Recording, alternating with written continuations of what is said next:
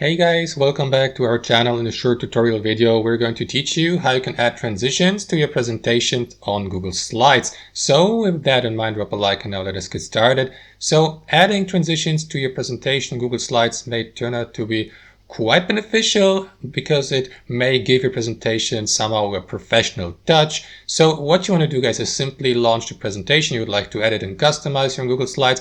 And here on your screen, you will see an option called transition here at the top menu, change transition. So click on it. That is going to add that panel here to the right. So what you want to do, guys, is simply click on that arrow down icon here where it says none and simply select a slide transition type by or from that list here below, like the self, fade, slide from right to left, flip, add, so on and so forth. So for the sake of the tutorial, we will go with a simple dissolve slide transition, just like that. You may also adjust the transition time here from slow to medium or to fast and confirm it by clicking on apply to all slides here. And you may watch these transitions in the preview by clicking on play here down below. And that's basically it. That's how I do it, guys. Hope you enjoyed the video, got some value from it, and we'll see you next time on our channel.